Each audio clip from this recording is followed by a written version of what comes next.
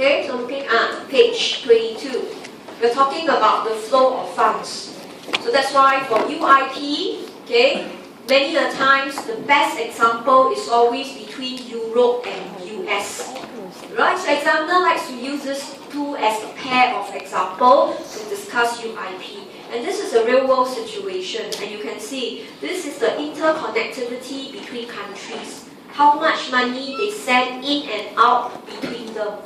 And the thicker is the line, the higher volume is the transaction. Alright, that's why you could see the meltdown in US has an impact on Euro, and the meltdown in Europe has a strong impact on US. Because funds have been flowing, alright, in a large manner between them. Okay, and in this entire World Wide Web, we also see UK and Japan in the picture. Alright, that they themselves are also very strong financial institutions. Alright, that any time that there's a meltdown in the two big giants, they are also affected. Okay, now much to our surprise, look at the little circle on the right. Two very small countries, yet they can form a circle on its own. Don't need to even combine with Asia on their own. Alright, they are a substantial trading or financial market in the world. Alright, of course the lines is quite faint, but two of them add up. Alright, it's actually quite sustainable.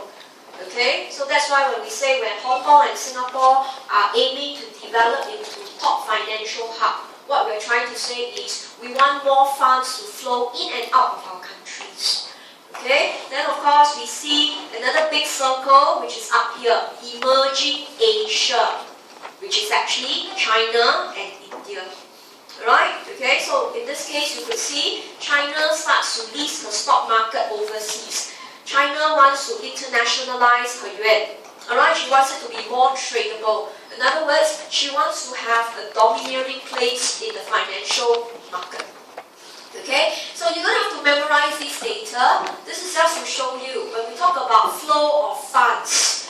Alright, okay, the substantial amount are actually trading between US and the rest of the world. That's why whenever US caught the flu bug, alright, all the interrelated countries will hit each other. Okay, so compared to the 1998 financial crisis in Asia, alright, where the banks in Thailand, Malaysia, Indonesia collapsed, it didn't have a big impact on the world. It was just a small cold. But the financial meltdown in US and Europe lasted until now. It's because they play a more dominant role, right, in the entire financial market. So funds are flowing between countries, and we need to record these funds. Alright, so the record of these funds is into an account known as the capital account. We cannot record it into our AE. AE is the purchase and sales of goods and services. Whereas this is not. This is just the flow of money to buy financial assets. So we record it separately, call it the capital account, and we use an equation to denote this account. So we call it F times I minus I star. Okay, so the country's capital account, we call it net capital flow, denoted by change in CA. Alright, the size depends on F, the degree of capital mobility, and the gap between local and foreign interest rates. Okay, and this is how we read that when the change in CA is positive. Alright, so we know in a country, if I record my capital flow, alright, and the net effect is a positive value, it means there are more money flowing in than money flowing out. So in this case, it implies that the local interest rate must be stronger than the foreign interest rates.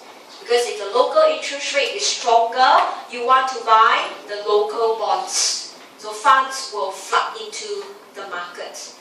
Alright, so how much it can flood into the market? Alright, first of all, depends on the gap between I and I star.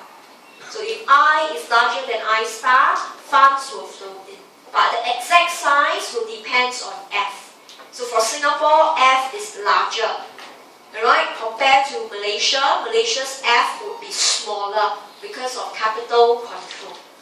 Okay, then conversely, there's also capital outflow. Alright, if your interest rates were to be lower than the world interest rates or foreign interest rate, funds will flow out because investors will buy foreign assets. Then you could see the capital account will record as a negative. Okay, so this capital outflow is very noticeable recently in the Asia market. There were strong rumors that the US will actually adopt QE tapering.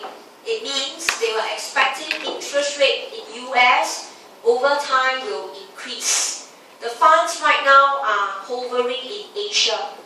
Alright, so if US interest rate were to go up, funds will flood into US, but it will flow out from Asia. Okay, and the amount was expected to be 1.4 trillion.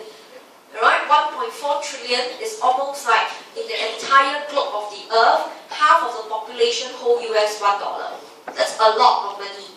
Okay, alright, and that would therefore create a heavy pressure on the capital account of Malaysia, Indonesia, etc. Okay, so this is actually your assignment too. US QE and QE tapering.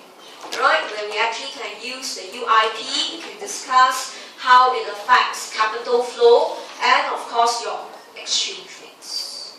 Okay, so in summary, a country will record a flow of capital.